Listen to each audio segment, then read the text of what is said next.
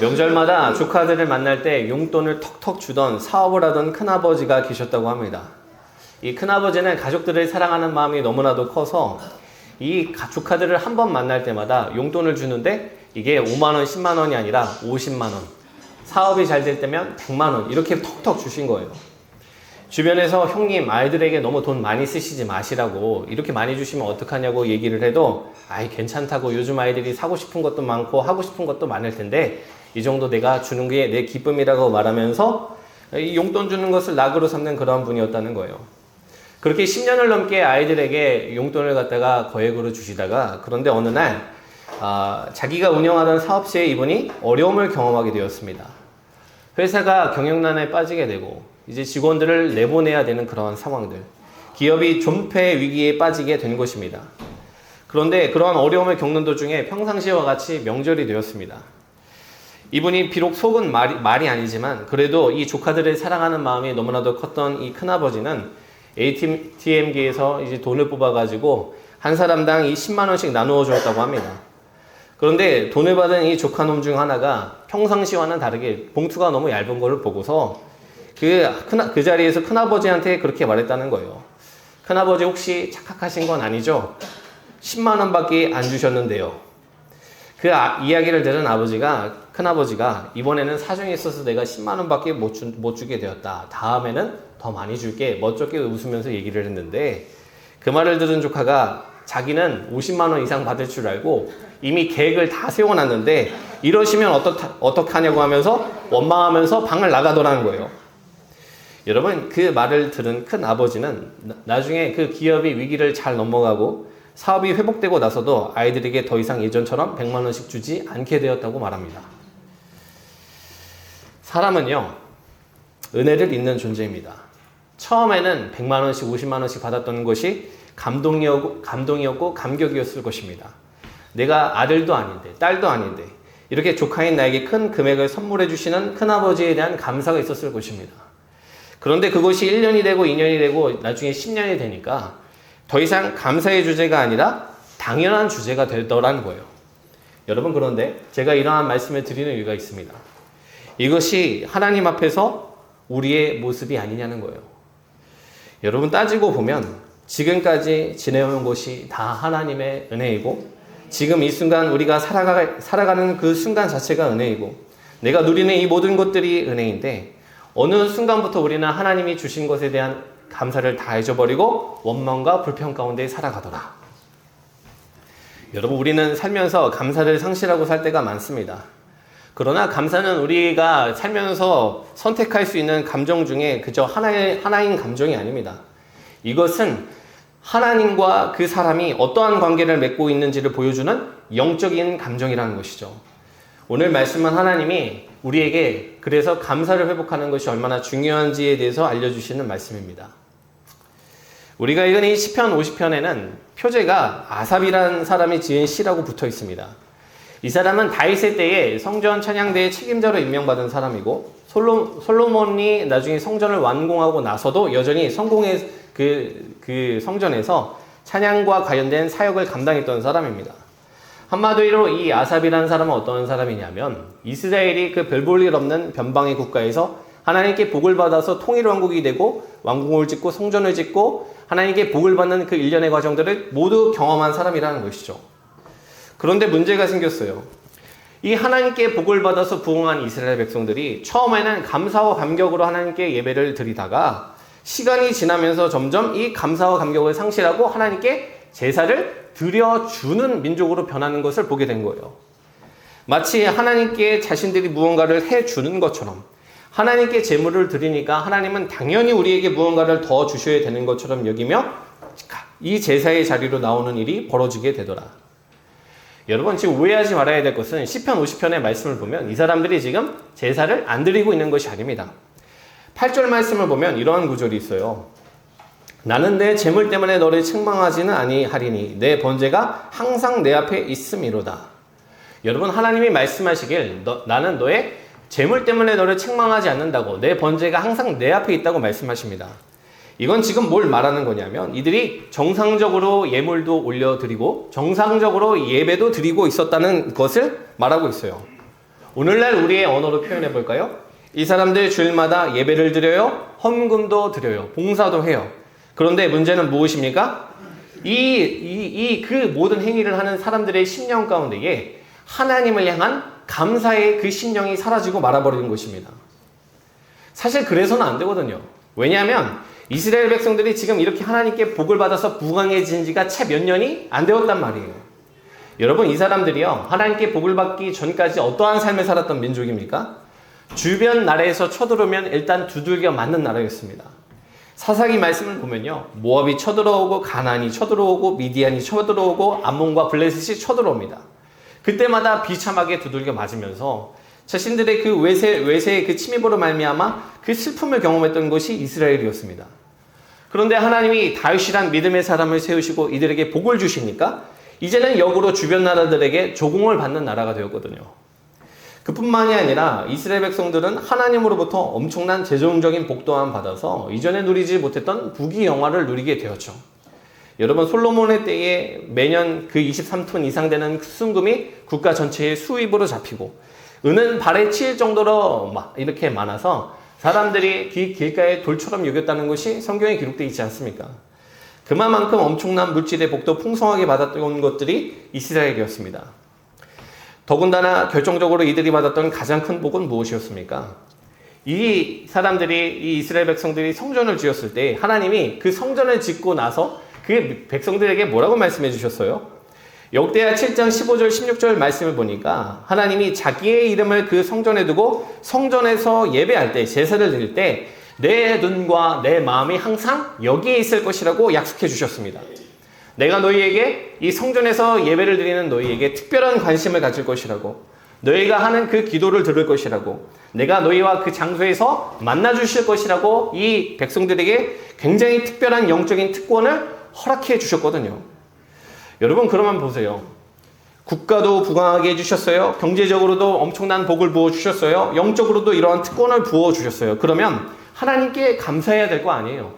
그런데 처음에는 물론 감사함으로 나아갔겠지만 시간이 점차 지나면서 그것이 당연한 주제가 되고 하나님이 주신 은혜를 당연하게 여기는 죄를 범하기 시작하더라는 것입니다. 여러분, 이 사람들은요, 어느 순간에 자신들이 하나님께 무언가를 제공한다고 생각하기 시작했습니다. 하나님은 우리의 재물을 받는 분이시고 재물을 받았으니까 하나님은 당연히 우리에게 원하는 것을 주셔야 된다고 생각하기 시작했습니다. 그런데 하나님 입장에서 보니까 이것처럼 기가 막힌 일이 없는 거예요. 하나님의 은혜로 국력이 강해지고 하나님의 은혜로 재정의 풍요를 얻었으며 하나님의 은혜로 교제할 수 있는 특권을 얻은 이 민족일진데 이제는 그것을 당연하게 여기면서 심지어 하나님께 드리는 제사조차도 하나님과의 거래로 생각하며 나오는 이 민족이 하나님 보시기에 너무 기가 막힌 거예요. 그래서 12절에서 하나님이 뭐라고 말씀하십니까? 내가 가령 주려도 내게 이르지 아니할 것은 세계와 거기에 충만한 것이 다 내 것이미로라. 여러분, 너희가 소유한 그 모든 것이 다 나의 것이거늘 너희는 어찌하여 나에게 나올 때 거래를 하려는 마음으로 나에게 무언가를 해주린다는 마음으로 나오느냐? 이 12절 말씀을 통해서 하나님이 탄식하신 것이거든요. 여러분, 그런데 저는 이 시편 50편의 말씀을 묵상하면서 이 하나님께 감사를 상실한 이스라엘의 모습이 오늘 우리나라의 모습과 이 시대를 살아가는 우리의 모습과 너무나도 유사하다는 생각을 하게 되었습니다. 여러분, 우리 한반도 반만년 역사 속에서 이처럼 잘 살고 부유하고 강력한 나라를 세웠던 역사가 있습니까? 우리나라는 반만년 역사 속에서 세계 역사의 주역에 서본 경험이 없는 민족입니다. 변방의 소수 민족에 불과했고 수도 없는 그 외세의 침입과 수탈 속에서 고통을 견디면서 살아왔던 것이 한민족의 역사입니다. 불과 70년 전에는 6.25 전쟁으로 인해서 전국토가 초토화가 되고 300만에서 400만 가까이 되는 사람들이 사상을 경험했을 만큼 초유의 사건을 경험했던 나라가 대한민국입니다. 오죽했으면 6.25 전쟁에서 유엔 연합군 총사령관으로 참가했었던 더글라스 맥아더가 미 청문회에서 뭐라고 얘기를 했냐면 자기가 수많은 전쟁터를 다녔지만 이토록 심한 황폐함을 본 적이 없다고, 그 참상을 보니까 자기 속에서 구역질이 날 정도였다고, 그처럼 비참한 현실을 살고 있던 것이 우리나라였다는 거예요. 여러분, 그런데 그 나라에 하나님의 은혜가 임했습니다. 하나님이 이 민족을 불쌍히 여겨주셔서 우리에게 이해할 수 없는 엄청난 복과 부흥을 허락해 주셨죠. 하나님이 먼저 우리에게 부어주신 복은 영적인 복이었습니다.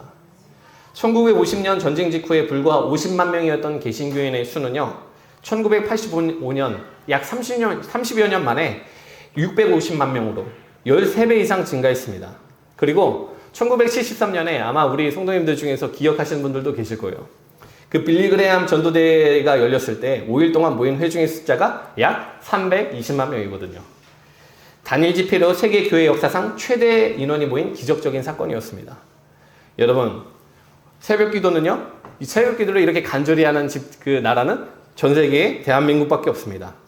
산 기도를 그렇게 집단으로 다녔던 곳도 대한민국밖에 없습니다. 특별 부흥성회, 특별 부흥 집회 이렇게 좋아하는 민족도 대한민국밖에 없었어요. 전국토에 기도만을 위한 기도원을 갖다가 수천 군데 만들었던 나라도 이 나라가 유일했습니다. 지금은 나이가 많이 드셔서 소천 많이 하시고 많이들 떠나가셨지만 지금 확실히 그 전후 세대의 신앙을 가졌던 분들의 신앙은 남다른 구석이 있었습니다. 그때는 정말 성도님들이 차가운 교회 마룻바둑에 엎드려가지고 눈물로 기도하면서 하루를 시작했거든요. 여러분, 왜 그분들이 그렇게 눈물로 기도했을까요? 나라를 보니까, 이 미래를 보니까 소망이 없는 거예요. 이 황폐해진 이 땅을 살아갈 내 후손들의 미래가 보이지가 않는 거예요. 그래서 많은 성도들이 눈물로 기도하면서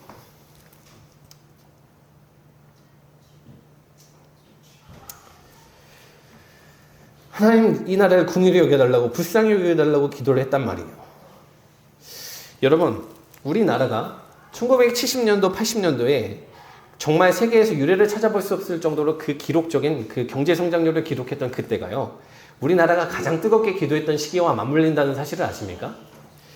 우리나라 지금 뭐 교과서를 보면 교과서에서 그렇게 얘기하죠. 한강의 기적은 우리나라의 국민성과 부지런한 그 사람들이 열심히 만들어낸 일이라고. 아니, 그것처럼 세상에 교만한 말이 어디 있어요.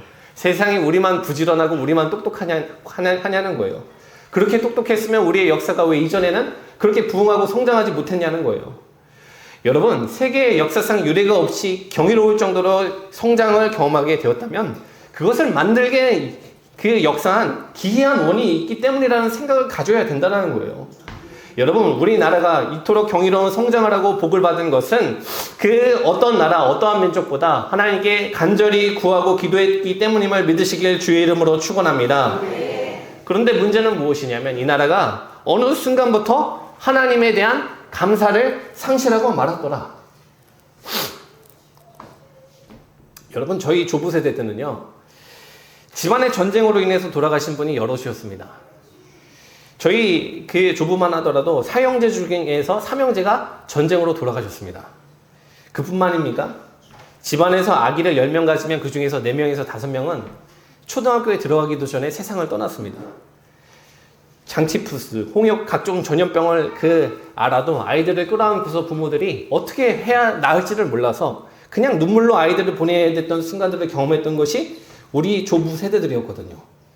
그런데 보세요. 지금 우리는 그 시절보다 1000배는 나은 상황에서 살면서 정작 그때 그 사람들이 드렸던 기도보다 그 감사보다도 더 감사하지 않는 모습으로 살아가고 있는 것이 우리의 현실 리더라는 거예요. 여러분, 오늘 본문에서 하나님께 그렇게 수많은 복을 받고도 감사를 상실한 이스라엘의 얘기가 다른 사람들의 얘기가 아니라 바로 우리들의 이야기라는 것입니다. 여러분, 그래서 하나님이 오늘 이 말씀을 통해서 무엇을 얘기하고 계십니까? 우리에게 감사를 회복하라고 명령하시더라는 거예요. 우리 23절의 말씀을 다시 한번 합독하며 나아갑니다. 시작! 감사로 제사를 드리는 자가 하나님의 구원을 보이리라. 아멘. 자, 하나님은 먼저 이 말씀을 통해서 감사로 제사를 드리는 자가 하나님을 영화롭게 한다고 말씀하셨습니다. 이 말을 세번역 성경과 우리말 성경에서는 이렇게 번역을 했어요. 감사하는 마음으로 제물을 바치는 사람이 나에게 영광을 돌리는 사람이니 감사의 제사를 드리는 사람은 내게 영광을 돌리는 것이니. 다시 말해서 감사함으로 하나님께 예배를 드리는 사람, 감사하는 심령으로 하나님 앞에 나아가는 사람은 하나님께 영광 올려드리는 일을 하는 사람이 된다는 거예요. 여러분, 우리가 나보다도 한참 더 능력 있고 한참 더 지위가 높은 사람에게 도움을 받았을 때 보답하는 방법이 뭔지 아십니까? 그 사람에게 진심을 담아서 고맙다고 말하는 것입니다. 그러면 그 진심을 담은 감사의 고백이 상대방의 마음을 기쁘게 하거든요. 마찬가지예요. 오늘 말씀을 통해서 하나님이 우리에게 무엇을 알려주시는가? 우리가 하나님이 주신 은혜에 대해서 기억하면서 그것을 진심으로 감사하면서 나아갈 때 하나님은 그것을 우리가 하나님께 영광 돌리는 일로 여겨주시겠다고 말씀하시는 거예요. 왜 그렇습니까? 우리가 하나님의 행하신 일을 인정하고 그것을 인지하면서 감사한 마음으로 하나님 앞에 고백하며 나아갈 때 그것만큼 하나님의 마음을 기쁘시게 하는 일이 없기 때문에 그렇습니다. 여러분, 우리가 열심을 내고 성을 내는 것 분명하게 의미가 있죠. 우리가 노력을 해서 무언가를 성취하는 것 의미가 있습니다. 그러나 여러분 생각해 보세요. 내가 대단한 믿음의 성취를 이루어서 지금보다 더 우리가 큰 교회를 이룬다고 해서 하나님이 그것 때문에 우리를 더 사랑하시고 더 흡족해 하실까요? 우리가 더 무언가를 노력해서 하나님이 더 열매를 맺으면 하나님이 그 일 때문에 우리에게 더 감격하시고 더 사랑하실까요? 여러분, 하나님 흡족해는 하시지만요, 만약에 우리가 그 일을 하면서조차 원망하고 불평하고 하나님께 감사를 상실한 채 그러한 일들을 행한다면 차라리 하나님은 우리가 감사하면서 기뻐하는 심령으로 나아가는 것을 더 좋아하실 것입니다. 여러분, 우리가 지나온 인생의 모든 순간들 생각해보면 하나님의 은혜가 아닌 순간이 어디가 있냐는 거예요. 지금 우리가 누리는 평온한 일상도 하나님의 은혜고, 가족들과 대화를 나누는 순간들도 하나님의 은혜고, 이 시간 교회에 나와 함께 기도하며 예배하는 것도 다 하나님의 은혜고 감사의 제목이라는 것을 믿으셔야 된다는 것입니다. 여러분, 특별히 우리가 감사를 회복해야 되는 이유가 무엇인가? 그것이 우리로 하여금 하나님의 구원을 보게 만들고 경험하게 만들기 때문입니다. 우리 말씀 23절을 다시 한번 힘차게 합독합니다. 시작! 감사로 제사를 드리는 자가 나를 영화롭게 하나니 그의 행위를 옳게 하는 자에게 내가 하나님의 구원을 보이리라. 아멘. 오늘 말씀을 보니까 감사로 제사를 드리는 자가 나를 영화롭게 하나니 그의 행위를 옳게 하는 자에게 내가 하나님의 구원을 보이리라 라고 말씀하십니다. 여러분, 여기에서 하나님의 행위를 옳게 보인다라는 말의 의미가 여러 가지가 있지만 이 시편 50편에서 가장 핵심적인 의미는 무엇이냐면 하나님께 감사를 회복하는 것입니다. 우리가 감사를 회복할 때 하나님의 구원을 보게 된다는 거예요. 오해하지 말아야 될 것은 여기에서 말하는 구원은 우리가 천국 지옥 가는 그 영원 구원을 얘기하는 것이 아니고 우리 일상 속에서 우리를 도우시고 건지시고 우리를 붙드시는 그 하나님의 은혜를 체험한다는 의미로 사용된 단어입니다. 여러분, 우리가 살면서 하나님의 역사를 경험해야 되잖아요. 하나님의 도우심을 경험해야 되잖아요. 그런데 누가 그 하나님의 도우심과 하나님의 역사를 보고 체험하는가? 바로 감사할 줄 아는 사람, 하나님께 진심으로 감사의 고백을 하며 나아가는 그 심령이 하나님의 구원의 역사를 경험하게 된다. 여러분, 이 말이 얼마나 중요한 말인지를 아셔야 돼요. 감사로 그의 행위를 옳게 하는 자가 하나님의 구원을 본다는 말은 뒤집어 이해하잖아요. 그러면 원망과 불평 가운데 있는 사람은 하나님의 구원의 역사를 보지도 못하고 체험하지도 못한다는 의미가 되거든요. 여러분, 감사가 사라지면요, 하나님이 도우셔도 하나님의 도우심을 볼 수 있는 영적인 눈이 사라지게 됩니다. 하나님이 그 인생에 지금 굉장한 은혜와 축복을 부어주고 계심에도 불구하고 그 순간을 원망과 저주로 낭비합니다. 내 길이 열리는 것을 경험한다 할지라도 그것을 하나님의 은혜와 섭리로 이해하는 것이 아니라 우연이거나 자기의 능력으로 말미암은 결과로 이해해 버린다는 거예요. 결과적으로 감사를 상실하면 어떠한 일이 벌어지게 되는가? 하나님의 은혜를 폭포수와 같이 경험하고도 깨닫지 못한 상태로 살아가다가 마침내 하나님이 내 인생에 해주신 것이 무엇이 있습니까? 하나님의 은혜가 없었습니다라고 원망하다가 생애를 마감하게 된다는 거예요. 여러분, 한번 구약 말씀에서 그 이스라엘 백성들이 출애굽하고 나서 그들이 하나님에게 행했던 그 말을 한번 떠올려 보세요. 여러분, 그 사람들은요, 인류 역사 속에서 가장 강력한 하나님의 구원의 역사를 경험했던 사람들이거든요. 하나님이 이스라엘을 놓아주시지 않으려는 그 이집트로부터 그들을 건져내시기 위해서 자그마치 10번이나 연속되는 재앙을 이집트의 전국토에 내리셨습니다. 그리고 구름과 구불기둥으로 날마다 그들을 인도하셨고 바다를 가르치는 기이한 일들을 그들에게 경험하게 하셨죠. 하늘에서 만나가 내리게 하시고 메추라기가 내리게 하시면서 정말 말 그대로 은혜의 폭포수 속에서 살아가게 만든 것이 바로 이스라엘 백성들의 삶이었거든요. 여러분, 그런데 이 사람들이요, 그 마음 가운데 감사의 심령이 사라지니까 그 폭포처럼 부어지는 은혜의 한복판에 살아가고 있음에도 불구하고 하나님을 원망하면서 도대체 하나님은 우리에게 뭘 하고 계시는 분이냐고, 이럴 거면 우리가 차라리 이집트로 돌아가서 거기서 노예로 사는 것이 낫겠다라고 불평하는 민족이 되더라는 거예요. 여러분, 이것을 우리의 삶에 적용해 볼까요? 나의 지금 이 일상 속에서 하나님이 주신 것들에 대해서 감사하지 못하는 인생은 내가 지금 얼마나 복된 시간과 은혜 가운데 살아가고 있는지를 체험하지 못하고 하나님을 원망하면서 살다가 인생을 마무리하게 된다는 것입니다. 여러분, 여러분의 가정에 대해서 하나님께 감사하셔야 됩니다. 나에게 이러한 남편을 주시고 이러한 아내를 주신 것에 대해서 감사하셔야 됩니다. 나에게 이러한 자녀를 주신 하나님께 감사하셔야 돼요. 여러분, 하나님께 도대체 왜 이런 사람 만나게 하셨냐고 기도하지 마시길 주의 이름으로 축원합니다.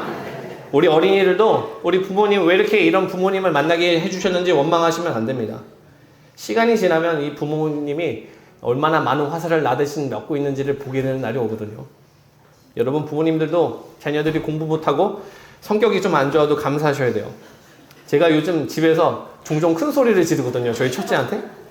말을 해도 정말 안 듣는 거예요. 만지지 말라고 해도 만지고 하지 말라고 해도 그걸 꼭 저지릅니다. 그래서 제가 너무 화가 나가지고 도대체 저게 누굴 닮아서 저러고 있나 생각을 해봤더니 젊었을 때 저를 똑같이 닮은 거예요. 저도 젊었을 때 별명이 청개구리였거든요. 근데 청개구리 2호가 거기에 있더라고요. 여러분, 자녀들이 부모가 물려준 걸 가지고 어떻게든 살아보려고 분투하는데 불쌍하지도 않으십니까? 말을 듣고 괴롭게 하는 자녀라 할지라도 감사하면서 나아가야 된다는 거예요. 왜? 그래야 하나님께서 우리 가정에게, 나에게, 우리 자녀들에게 부어주신 복과 은혜가 얼마나 큰지, 그분의 역사가 얼마나 우리에게 강물처럼 흘러오고 있는지를 우리가 감사할 때야 비로소 볼 수 있게 되기 때문이라는 것이죠. 여러분, 교회에 대해서도 마찬가지입니다. 제가 교회에서 부임하고 나서 우리 교회 성도님들이 종종 목사님 우리 교회 어떠세요? 라고 질문하세요. 제가 그런 질문 안 하셨으면 좋겠어요. 제가 앞에서 뭐라고 얘기를 하겠어요. 근데 제가 진심으로 제가 하는 얘기는 무엇이냐면, 저는 정말 우리 교회 장로님들과 우리 권사님들, 우리 성도님들이 너무 좋습니다. 왜 아멘이 없으세요? 별로 진심이 아니라고 생각하세요? 제가 어제도 우리 집사님들, 권사님들이 여성교회에서 찬양을 하는데 영상을 찍고 싶은데, 한복판에서 찍고 싶은데 그러면 너무 팔불출일 것 같아서 45도 각도에서 비스듬히 찍었어요. 멀리서 이렇게 영상을 찍는데 우리 권사님들 모습이 너무 아름답고 멋진 거예요.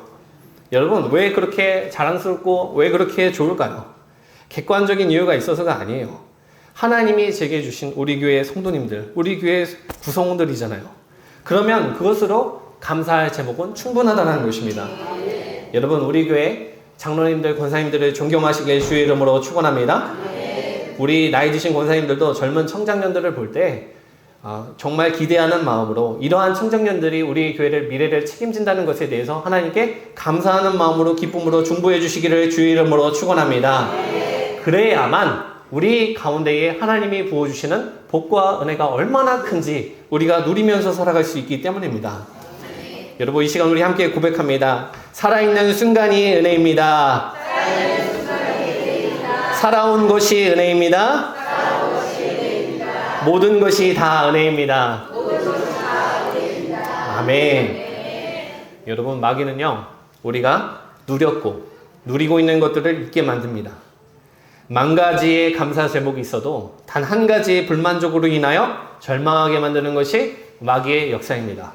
그러나 오늘 말씀을 통해서 하나님이 감사가 하나님을 영화롭게 하는 일이고, 감사로 나아갈 때 하나님의 구원을 보게 된다고 하시는 본다는 말씀을 우리에게 주실 때 그 말씀에 아멘으로 화답하고 감사를 회복함으로 인하여 하나님께 영광 돌리고 하나님의 구원을 더욱더 뜨겁게 보고 체험하는 사람들이 우리 사랑하는 모든 가산감리교회 성도님들의 심령과 삶이 되시기를 주의 이름으로 축원합니다.